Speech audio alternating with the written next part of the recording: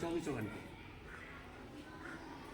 और गुरुओं के पास राजाओं के द्वारा जमीन दे दी जाती थी, जमीन, तो उसी जमीन में खेती भी करते थे बच्चे वही, और उसी में पैदा करते थे, वही पढ़ते थे, उसी में सिखाते थे,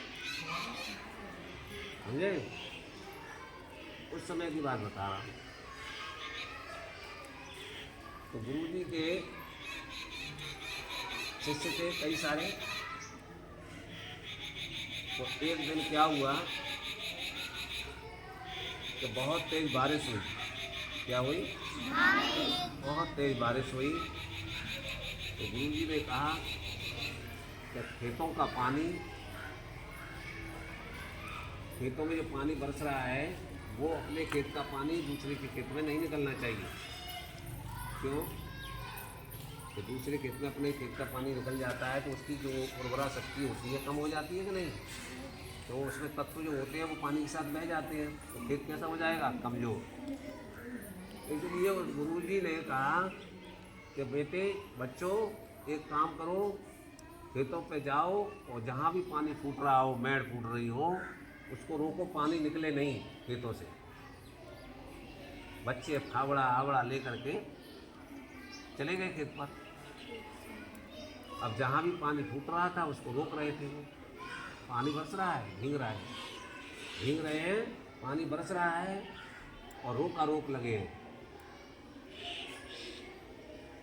और आगे बढ़े, एक जगह ज़्यादा बड़ा वो हो गया था, मेड़ कट गई, ज़्यादा मेड़ कट गई थी, तो पानी उसी में से सब निकल रहा था। तो बच्चों ने उस फावड़ों से उसको रोकने का प्रयास किया बहुत। यहाँ क्या बुला रहे हो? यहाँ बतला भैया। अब उसमें काफ़ी मेड़ कट गई थी, ठीक है। अब उन्होंने बहुत प्रयास किया रोकने का, अब वो रुकी नहीं, लेकिन गुरु जी की बात थी कि बात कैसे टालें उनकी। बच्चों ने कहा कैसे न कैसे तो रुकनी चाहिए।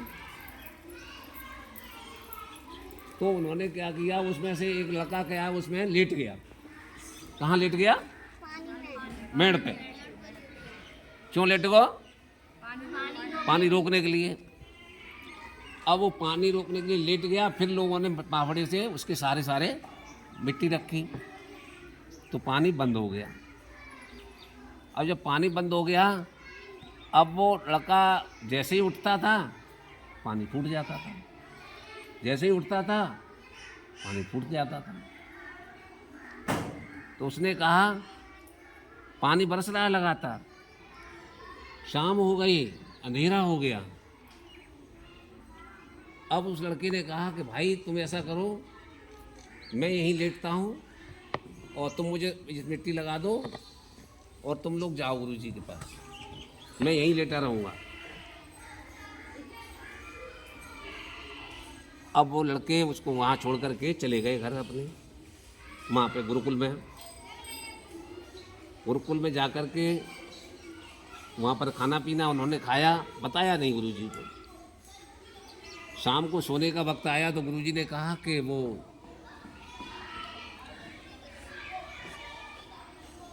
कहाँ है, अंकित कहाँ है?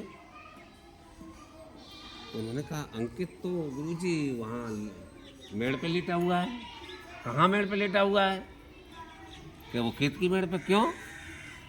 कि पानी नहीं रुक रहा था, उसे रोकने के लिए वो वहाँ पर लेट गया है, उसके सहारे हम लोग मिट्टी लगा के आए। तो गुरुजी ने कहा अरे पागलो, उसको रात में छोड़ा है अकेला हैं? गुरुजी ने कहा चलो अभी। गुरुजी बच्चों को लेकर के वहाँ गए, उस बच्चे को उठाया,